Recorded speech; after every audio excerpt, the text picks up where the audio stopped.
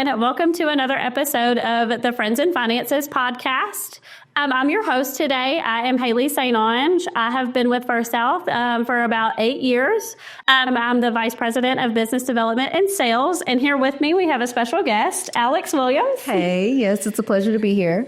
So, Alex, you're here today to speak on a pretty heavy topic, emergency funds. Absolutely. So many people think that this is a scary topic, but Alex is going to break it down for us and make it more fun and not so scary and give us some tips and tricks on how to save for an emergency. Absolutely. It can definitely be scary, but it's an important conversation to have so that you can be prepared for those emergencies when they come up financially. Right.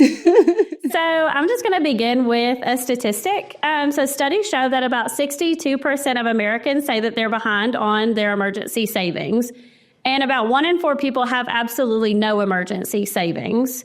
So, Alex, what exactly is an emergency fund? So it's exactly like it sounds. It's a set of funds that you have aside somewhere for emergencies.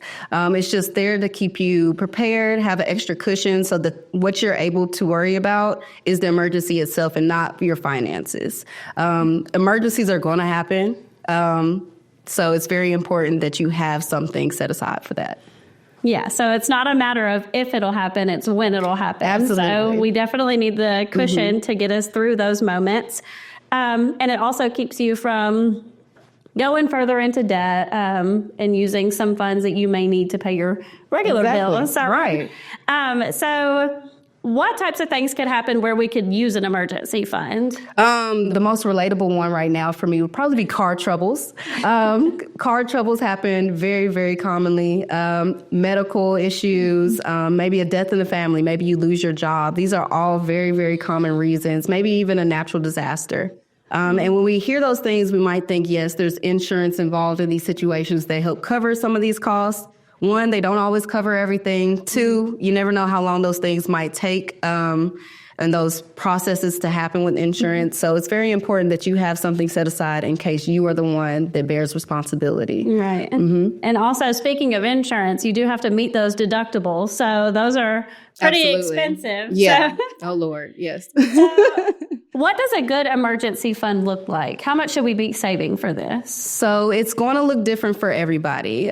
We all make different amounts of money. We all have different lifestyles. We all pay different amounts of money in our bills. Our bills do not look the same. The standard rule of thumb is 3 to 6 months worth of what your regular salary, what your income is. So that's typically what people should shoot for. So that might look different for everyone. It's very, very important for you to go in, look at your budget, look at what you spend monthly, and make that determination. What could help me survive for 3 to 6 months in an emergency fund, and that's how you'll figure that out. Sounds like a pretty big chunk of change, though. If your mortgage is about, I don't know, let's say $2,000, and then you and your spouse have 2 different vehicles, which amounts, what, $800 a month? Yeah, absolutely. We could be pushing $10,000 that we need in an emergency fund just for 3 months. So kind of break that down for us and tell us how we could get there a little bit easier. Well, of course, you have to start. The most important thing is to start. It doesn't matter if you start with $10 or $1,000, but definitely start putting money aside. Maybe make your goal a little small at first. So you don't have to shoot big and go 3 to 6 months if that is a lot of expenses. Start with, I want to have at least $500 set aside. That could possibly repair some tires, right? Help you cover some cost along the way for a little bit.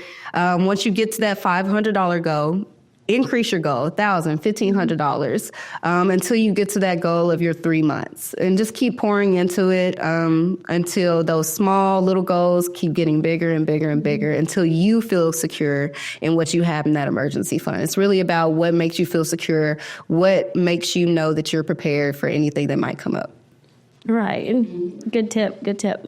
So it's inevitable that an emergency will occur. It's just a matter of when. So once you have to dig into your emergency fund, what do you do next? Replenish it when you can, absolutely. But it's time to go back, look at that budget. Maybe things have changed when you had to use it as well. Maybe your expenses have increased. Maybe they decreased. So it's a great time to go back in your planner, back however you like to budget. Look at that, redo all those numbers you did before, figure out how much it is you need to get back in there to get to where you're comfortable again. But definitely start replenishing it as soon as you can. Right. And I guess it's also good to think about if you have an emergency fund and let's say you get married or something like that, then you're taking all of those debts along with you as well. So, yeah, good thing to reevaluate your plan and make sure you have enough money in your emergency plan. So where should we be keeping our emergency fund? Yes, that's a great question. So you don't want your emergency fund to commingle with your regular day-to-day bank account, your checking account, maybe even the savings you use for smaller goals like Christmas or something. You don't want it to be within that same range. You want to keep it separate. You still want to have access to it. You shouldn't lock it in like a CD or something. Long term, you want to have access to it. Just keep it a little away so you're not tempted to go into it, right? I highly recommend, there's some really great ways to make sure that you're staying responsible and on top of it. You can set up auto transfer. You can do that with your employer or your bank. So say you want $100 from your paycheck every month or every pay period to automatically go into a separate account away from your primary. You can go ahead and have that set up.